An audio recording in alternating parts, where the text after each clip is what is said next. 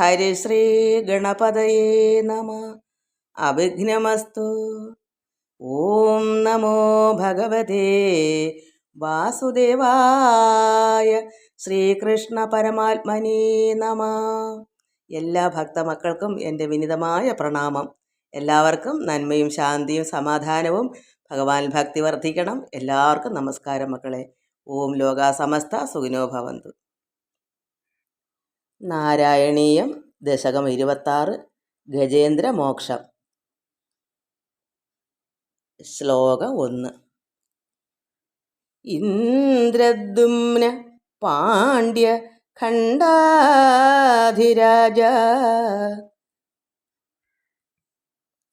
ത്വൽഭക്താത്മാ ചന്ദനാദ്രൗ കഥാചിൽ ത്വൽസേവായാമഗ്നധീർ ആലുലോകേ നൈവാ അഗസ്ത്യം പ്രാപ്തം ആദിത്യകാമം. ഇന്ദ്രദ്യുമ്ന പാണ്ഡ്യഖണ്ഡാധിരാജ ത്വൽഭക്താത്മാ ചന്ദനാദ്രൗ കഥാചിൽ ത്വൽസേവായാമഗ്നധീർ ആലുലോകേ നൈവാ അഗസ്ത്യം പ്രാപ്തം ആദിത്യകാമം. ഒന്നും കൂടി ചൊല്ലാം. ഇന്ദ്രദ്യുമ്ന പാണ്ഡ്യഖണ്ഡാധിരാജ ത്വൽഭക്താത്മാ ചന്ദനാദ്രൗ കഥാചിൽ ത്വൽസേവായാമഗ്നധീർ ആലുലോകേ നൈവാ അഗസ്ത്യം പ്രാപ്തം ആദിത്യകാമം. ഈ ശ്ലോകത്തിൽ ഗജേന്ദ്ര മോക്ഷം എന്ന് പറയുന്നത് ഗജം ആന. അപ്പം ആനയായിട്ട് വരുന്നത് ആരാ? ഇന്ദ്രദ്യുമ്നൻ എന്ന് പറയുന്ന രാജാവാണ്. ഒരു ശാപം കൊണ്ടാണ് ഇവിടെ ആന ആയി ഗജമായി മാറുന്നത്. അപ്പം ഇന്ദ്രദ്യുമ്നൻ എന്ന ഒരു രാജാവ് പാണ്ഡ്യരാജാവാണ്. അപ്പം ഇന്ദ്രദ്യുമ്നൻ എന്ന ഭഗവത് ഭക്തനാണ്.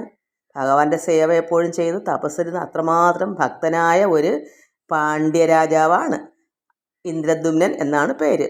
ഒരിക്കൽ മലയപർവ്വതത്തിൽ ഭഗവത് സേവാ തൽപരനായി തപസ്സിൽ മുഴുകിയിരിക്കെ, അവൻ ഭഗവത് സേവ ചെയ്യുന്ന ആളാണ്, തപസ്സിൽ പരമഭക്തനാണ്.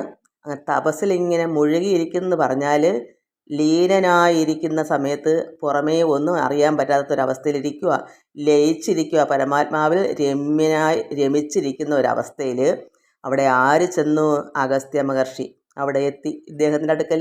പക്ഷേ ഇദ്ദേഹം ഈ രാജാവ് തപധ്യാന നിരതനായിരുന്നത് കൊണ്ട് ബാഹ്യവൃത്തികളൊന്നും അറിഞ്ഞിരുന്നില്ല.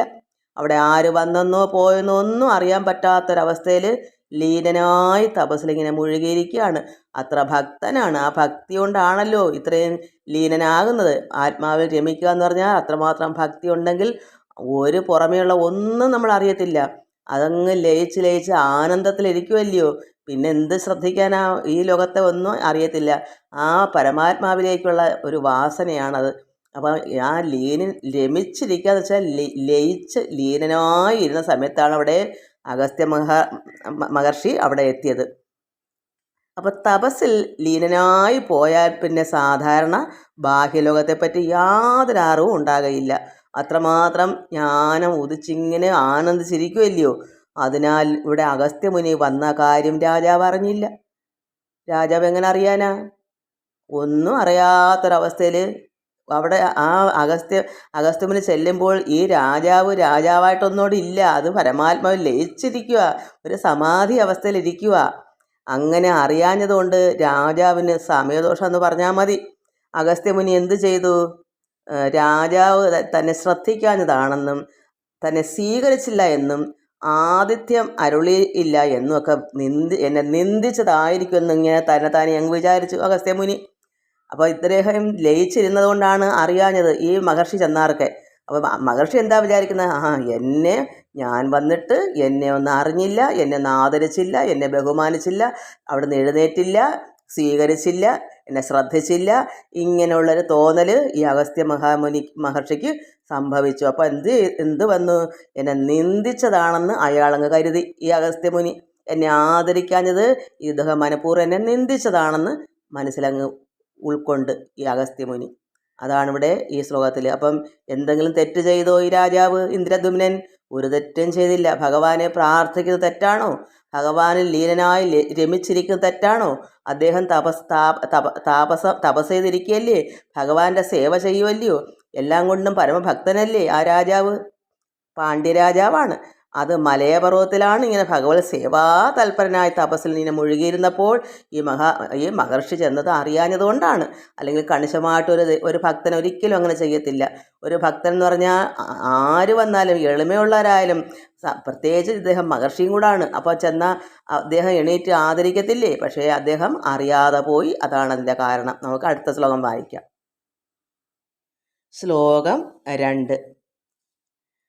കുംഭോത്ഭൂതി സംഭൃത ക്രോധഭാര സ്തബ്ധാത്മാ ത്വം ഹസ്തിഭൂയം ഭജേതി ശപ്ത്വാധൈന്യം പ്രത്യഗാത്സോഭിലേഭേ ഹസ്തേന്ദ്രത്വം തുൽസ്മൃതി വ്യക്തിധന്യം.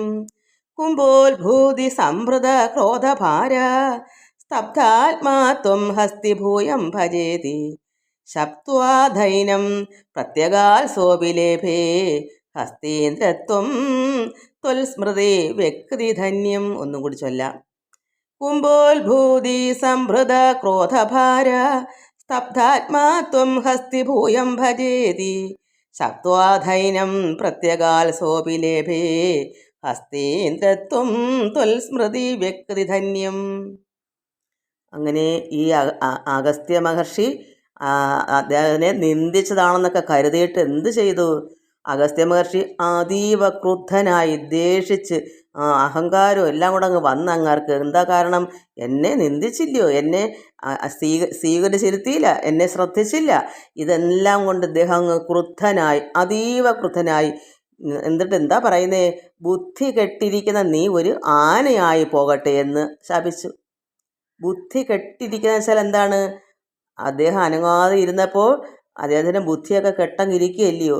കാരണം ഒരു മഹർഷി അല്ലയോ, മഹർഷി വന്നിട്ട് അദ്ദേഹം അറിഞ്ഞില്ലല്ലോ അപ്പം അവിടെ എല്ലാം മന്ദീഭവിച്ചിരിക്കുന്നൊരവസ്ഥ പോലെ അങ്ങനെയാണ് ബുദ്ധി കെട്ടിരിക്കുന്നത്. കാരണം അയാളെ തന്നെ അറിയാതെ ഇങ്ങനെ ഇരുന്ന് മനഃപൂർവ്വം നിന്ന് ചിരിക്കുക എന്നുള്ള ശീലിച്ചത് അതുകൊണ്ടാണെന്ന് കരുതിയിട്ട് അങ്ങനെ ബുദ്ധി കെട്ടിരിക്കുന്ന നീ ഒരു ആനയായി പോകട്ടെ എന്ന് ശപിച്ചിട്ട് അദ്ദേഹത്തിൻ്റെ മടങ്ങിപ്പോയി, തിരിച്ചുപോയി. രാജാവാകട്ടെ അങ്ങയെ ധ്യാനിച്ചിരിക്കുന്നതിനാൽ, പരമാത്മാവായ ഭഗവാനെ ധ്യാനിച്ച് ഇരുന്നതിനാൽ ആ വാസനാബലത്തിൽ അത്രമാത്രം ധന്യനായിരിക്കുക, അത്രമാത്രം പരമാത്മാവിൽ ചേർന്നിരിക്കുന്ന ആളാണ്. അങ്ങനെ ആ ധന്യനായ ആ രാജാവ് അപ്പോഴ് തന്നെ ആനത്തലവനായി തീർന്നു. മറ്റേ മഹർഷിയുടെ ശാപം അങ്ങനെയായിരുന്നു. അതീവ ക്രുദ്ധനായാണ് ശപിച്ചത്. ബുദ്ധി കെട്ടിരിക്കുന്ന നീ ഒരു ആനയായി പോകട്ടെ എന്ന് ശപിച്ചിട്ട് മടങ്ങിപ്പോയി. അപ്പോൾ രാജാവ് എന്ത് തെറ്റ് ചെയ്തു? ഭഗവാനെ ധ്യാനിച്ചിരുന്നതാണോ കുറ്റം?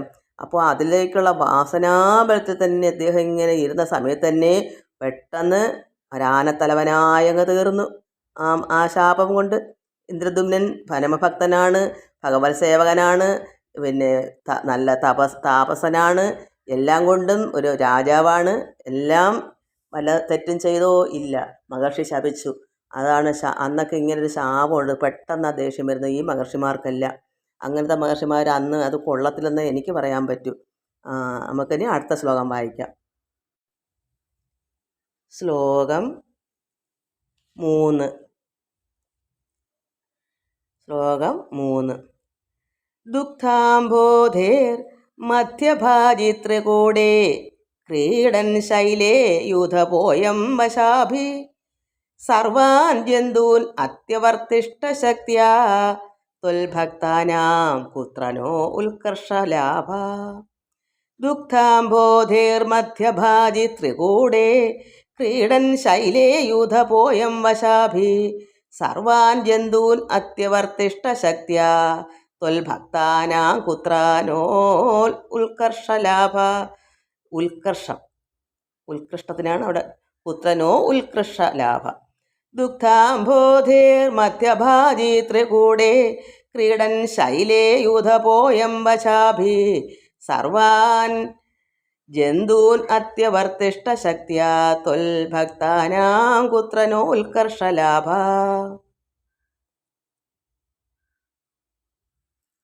ഈ ഇന്ദ്രദ്യുമ്നൻ ആനയായി മാറിയപ്പോൾ എന്ത് ചെയ്തു? അപ്പോൾ പിന്നെ ഗജേന്ദ്രനായി. ഇന്ദ്രനാന്ന് വെച്ചാൽ അവിടെ ഇപ്പം മൃഗങ്ങളുടെ തലവനാകുമ്പോൾ ഇന്ദ്രനാണല്ലോ.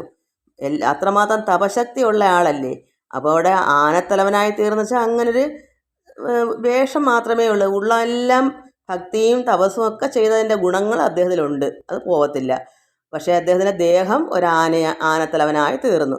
അപ്പം എന്തു വന്നു? ഗജേന്ദ്രനായ അവൻ പിടികളോടൊത്ത്, അതായത് മറ്റ് ആനകളോടൊത്ത്, പിടിയാനകളോടൊത്ത് പാലാഴിയുടെ മധ്യഭാഗത്ത് ത്രികൂട പർവ്വതത്തിൽ വിരഹിച്ചുകൊണ്ട് തൻ്റെ ശക്തിയാൽ എല്ലാ ജന്തുക്കളെയും കീഴടക്കി വാണു വന്നു. എന്ന് വെച്ചാൽ മറ്റ് മൃഗങ്ങളുടെ എല്ലാം തലവനാവും. അതാണ് ഇന്ദ്രൻ എന്ന് പറയുന്നത്. കാരണം അത്രമാത്രം തപശക്തി ഉണ്ട് അദ്ദേഹത്തിന്. എങ്ങും ചെന്ന് മറ്റ് മൃഗങ്ങളുടെ താഴേക്ക് പോകത്തില്ല, എല്ലാവരിലും മെച്ചപ്പെട്ട് നിൽക്കുന്ന ഒരു അവസ്ഥ. അതാണ് ഇന്ദ്രൻ. അപ്പോൾ ഗജേന്ദ്രനായ ഈ ആന, ഈ ഇന്ദ്രദുമ്നനായ ഈ ആന പിടികളോടൊത്ത് പാലാഴിയുടെ മധ്യഭാഗത്തുള്ള ത്രികൂട പർവ്വതത്തിൽ, ആ പർവ്വതത്തിൽ എല്ലാ കാര്യങ്ങളും ഉണ്ട്. ഇവർക്ക് ആനയ്ക്ക് കഴിക്കാനുള്ള എല്ലാം ഉണ്ട്. അങ്ങനെ നല്ലൊരു സ്ഥലമാണ്. അങ്ങ് ത്രികൂട പർവ്വതത്തിൽ വിരഹിച്ചുകൊണ്ട് തൻ്റെ ശക്തിയാൽ, അദ്ദേഹത്തിന് ശക്തിയുണ്ട്. എന്താ? തപശക്തി. ആ ശക്തിയാൽ എല്ലാ ജന്തുക്കളെയും കീഴടക്കി അങ്ങ് വാണു. അങ്ങനെ എല്ലാ ജന്തുക്കളെയും താഴേക്ക്, കാരണം ഇദ്ദേഹമാണ് അതിലെല്ലാം തലവൻ, അങ്ങനെ കീഴടക്കി വാണു വന്നു. ഗജേന്ദ്രൻ പണ്ട് ചെയ്ത തപഫലമായാണ് ആ ഭക്തിക്ക് ഒരു കോട്ടവും തട്ടാതെ ഇരിക്കുന്നത്. കാരണം അദ്ദേഹം ചെയ്ത തപസ്സിന് ഒരു കോട്ടവും വന്നിട്ടില്ല. ഈ ദേഹം ആനയായി തീർന്നു എന്നുള്ളതേ ഉള്ളൂ. അപ്പോൾ ഗജേന്ദ്രൻ പണ്ട് ചെയ്ത വെച്ചാൽ പാണ്ഡ്യരാജാവ് വരുന്ന സമയത്ത് ഇന്ദ്രദുമ്നനായിരുന്നല്ലോ, പരമഭക്തനായിരുന്നല്ലോ. അന്ന് ചെയ്ത തപസ്സിൻ്റെ ഫലമായി ഭക്തിക്ക് കോട്ടം തട്ടാതെ ഇരിക്കുന്നതിനാൽ ഗജവാസത്തിലും, അതായത് ഗജമായിട്ടിവിടെ വസിച്ചപ്പോഴും ഉത്കർഷത്തിന് ഒട്ടും കുറവുണ്ടായില്ല. അവൻ സ്വശക്തി കൊണ്ട് എല്ലാ ജന്തുക്കളെയും കീഴടക്കി ഇന്ദ്രനായി തീർന്നു. അതുകൊണ്ടാണ് അവിടെ ഗജേ ഇന്ദ്രൻ എന്നറിയുന്നത്. അപ്പോൾ ആ മൃഗങ്ങളുടെ കൂട്ടത്തിൽ അദ്ദേഹം ഒരു ഇന്ദ്രൻ്റെ അവസ്ഥ തന്നെയാണ്. എന്താ കാരണം? ഭക്തിക്ക്, തപസ് ചെയ്ത ഭക്തിക്ക് ഒരു വിഘ്നവും വരത്തില്ല. അദ്ദേഹത്തിൻ്റെ ഉള്ളിൽ തന്നെ അതെല്ലാം ശക്തിയായി തന്നെ ഉണ്ട്. അതുകൊണ്ട് എല്ലാ മൃഗങ്ങളിലും ഗജം ആയിട്ട് അവിടെ വസിക്കുന്നെങ്കിൽ തന്നെയും ഒന്നിനൊരു കുറവില്ല. സ്വശക്തി കൊണ്ട്, അദ്ദേഹത്തിൻ്റെ തപശക്തി കൊണ്ട് എല്ലാ ജന്തുക്കളെയും കീഴടക്കി ഇന്ദ്രനായി തീർന്നു. മൃഗങ്ങളുടെ തലവനായി തീർന്നതാണ് ഇന്ദ്രൻ. ദേവലോകത്തെ ഇന്ദ്രനല്ല, ഇവിടെ മറ്റ് മൃഗങ്ങളോടൊപ്പം നിൽക്കുമ്പോൾ അവിടെ പ്രധാനിയായി. അതാണ് ഗജേന്ദ്രൻ എന്ന് പറയുന്നത്. എല്ലാവർക്കും ശാന്തിയും സമാധാനവും ഒക്കെ ഇത് വായിച്ച് മനസ്സിലാക്കുമ്പോൾ നമുക്കും ഭക്തി വർദ്ധിക്കണം. നമുക്കും ഇതൊക്കെ നമ്മളറിയാതെ തന്നെ പല കാര്യങ്ങൾ നമുക്ക് സംഭവിക്കുന്നതൊക്കെ ഇതുപോലെ വല്ലവരുടെയും മനസ്സോ ശാപമോ പണ്ട് എന്തെങ്കിലുമൊക്കെ കർമ്മവാസനകളൊക്കെ കൊണ്ട് നമുക്ക് പല രീതിയിൽ ജീവിക്കേണ്ടി വരും. അത് നമുക്ക് മനസ്സിലാക്കും. നമുക്കങ്ങനെ സംഭവിച്ചു സംഭവിക്കല്ലേ എന്ന് ഭഗവാനോട് പ്രാർത്ഥിക്കണം. എല്ലാവരും ഇത് മനസ്സിലാക്കി നമുക്കും ഇത് ഇങ്ങനെ സംഭവിക്കല്ലേ എന്ന് നമുക്ക് പ്രാർത്ഥിക്കാം. കാരണം മഹർഷിമാർ തന്നെ വേണമെന്നില്ല. തങ്ങൾ തന്നെ വഴക്ക് കൂടിയോ എടുക്കുകയോ ചെയ്യുമ്പോൾ തന്നെ എന്തെങ്കിലും ഒന്ന് മനസ്സെരിഞ്ഞാൽ മതി. മനസ്സെരിയുക എന്ന് പറഞ്ഞാൽ ശാപം. ചിലപ്പോൾ മാതാപിതാക്കളുടെ ശാപം വരത്തില്ലയോ? മാതാപിതാക്കൾ കഷ്ടപ്പെട്ട് വളർത്തിയൊക്കെ ഇങ്ങനെ കഴിയുമ്പോൾ എന്തെങ്കിലും മക്കളിൽ നിന്നൊരു തെറ്റ് അമ്മയ്ക്കോ അച്ഛനോ, കാരണം ചിലർക്കുള്ള മനസ്സിന് കട്ടിയില്ലാത്തവർ കാണും. അവർ ഓർക്കാതങ്ങ് ശപിക്കത്തില്ല. ഓർക്കാതെ ഒന്ന് മനസ്സ്, എങ്കിലും എന്നോട് ഞാൻ ഇത്രയും കഷ്ടപ്പെട്ട് വളർത്തി ഇങ്ങനെ എന്നൊരു ചിന്ത പോലും വന്നുകൂടാ. അങ്ങനെ വരുന്നത് മനഃശാപമെന്ന് പറയും. അതുകൊണ്ട് നമ്മളെപ്പോഴും ആർക്കും ഒരു ദോഷം ചെയ്യാതെ ഭഗവാനെ തന്നെ, ആരോടും മനസ്സാ വാചാ കർമ്മണ, അമ്മയോടും അച്ഛനോടും ഗുരുക്കന്മാരോടും ആരോടും, അയൽക്കാരോടായാലും ആരായാലും എല്ലാവരോടും സൗമ്യതയും ശാന്തവും എല്ലാം ദയവും വിനയവും എല്ലാം വേണം, താഴ്മയും. അങ്ങനെ കഴിയുമ്പോൾ ഒന്നും ഉണ്ടാകത്തില്ല. ഭഗവാൻ നമ്മളെ കാത്തു രക്ഷിച്ചോളും. നല്ലൊരു പ്രവൃത്തി ചെയ്യുന്നൊരു ഒരാളാണെങ്കിൽ ഭഗവാനോടെ തുണയായി നിൽക്കും എപ്പോഴും. എല്ലാവർക്കും സമാധാനം ഉണ്ടാകണമെന്ന് പ്രാർത്ഥിക്കുന്നു. ഓം ലോകാ സമസ്ത സുഖിനോ ഭവന്തു. സർവത്ര ഗോവിന്ദ നാമ സങ്കീർത്തനം. ഗോവിന്ദ ഗോവിന്ദ.